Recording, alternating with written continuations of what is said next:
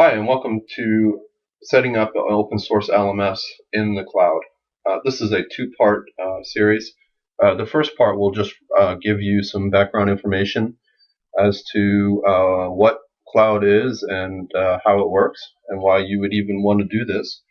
A lot of times I find that people have heard the lingo and kind of know about what it is, but maybe are not exactly 100% sure as to why you would want to do that. The why is certainly important as well. And this is Patrick, by the way. So let's get started here. So why would you want to set up your learning infrastructure in the cloud? That would be the main question. So in order to answer that, let's go back and look at exactly what the problem is. What is the pain that we're trying to solve here? So traditionally, what we've had in the past is one person or a group of people would be accessing one server, and this worked pretty well. And in fact, most of the hosting services that are out there are set up this way. The issue with this is that there was a single point of failure. And so if this server were to go down or became or went over capacity, you would see a lot of degradation in the services that it's providing. So in order to work around this, what we started doing was adding additional servers. So in order to handle load and provide the redundancy, we have now two servers. So since the redundant server is basically just waiting for the primary server to go down,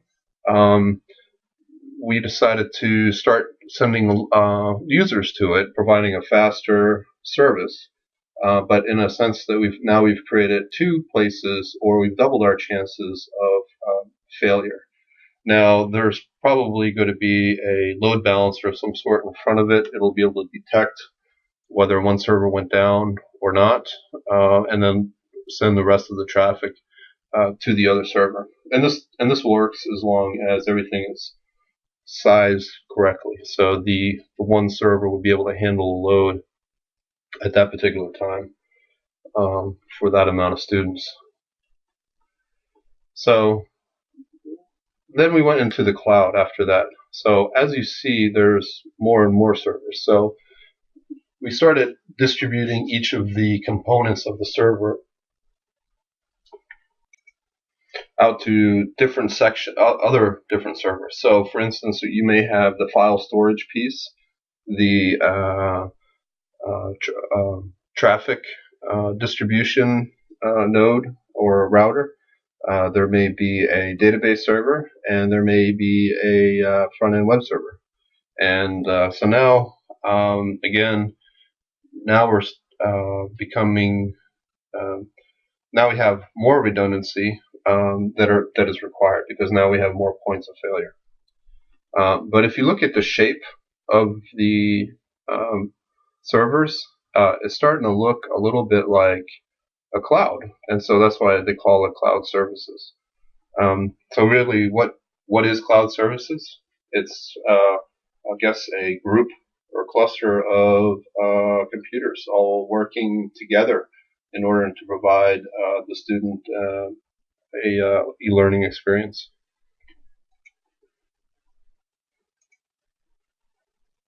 So why would you want to do that? I mean, it seems like a lot of complexity. If you keep the one server and the database on that one server, now you do have a single point of failure, but server hardware is very reliable, and so the failure rate is less than 0.999999% in most cases. It seems to add a lot of complexity, having all these servers and then having the route to the right server, and of course there's firewall rules that need to be set up so the servers can all talk to each other. It starts getting a little complicated. So the main advantage for adding this complexity, and it could be because you're adding this complexity anyway, is that as you get up into higher number of students, you're going to see a big slowdown, right? So if we have 300 people that are all accessing this one server at the same time, the server is not going to be able to handle that load. And so we have to add a second server anyway. And now we distribute the load for the additional 300 people. So now we have approximately 600 people that are able to access our servers at any one time.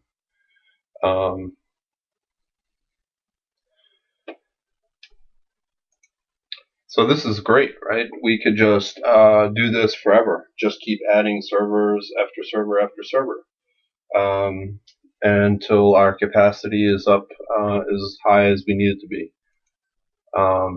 But what happens at the end of the day? All your students will go home and they're not going to be taking training anymore, unless they train at night, of course. And so you have these two servers that are sitting around, not really doing anything. The one primary server, he may be serving a few requests every once in a while, but certainly nowhere close to the big load during the day. And a second server may not even be hit at all night long. And so so you have all this capacity that's sitting there. So a good example would be a 12-lane highway in the middle of the night. No one needs that. That's way more capacity. But these roads are being built in order to handle the maximum capacity during the day. And as you see with the traffic jams, they're usually under capacity. So this is the same situation. We want just the right amount of capacity for any given time. So one of the main concepts that you should understand is the concept of virtualization. And that's how cloud computing is able to fix this problem with capacity. And so what the heck is virtualization? So if you can imagine an operating system, it's just if you go to your C drive, you can see the operating system there. It's just a collection of files. So what we can do is create an image of that operating system and make it into one single file. And then that single file can be moved from your existing machine to another machine and then even copied, because now it's just one file. It's a special file in the sense that the entire operating system lives within this single file. And then specialized software can run this and turn it back into a running server. So we call them virtual servers, and they can be started at any time on any machine.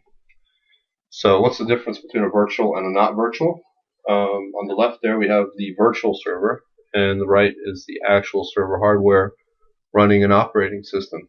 The truth is there's really not that much difference, other than all the operating system files and the entire virtual server has been contained into one image or one file, and it's being run from that one file. Where in the actual server hardware on the right there, it's being run in the traditional sense, where the operating system is installed onto the physical disk, onto the computer, and then it's run from there like a normal one.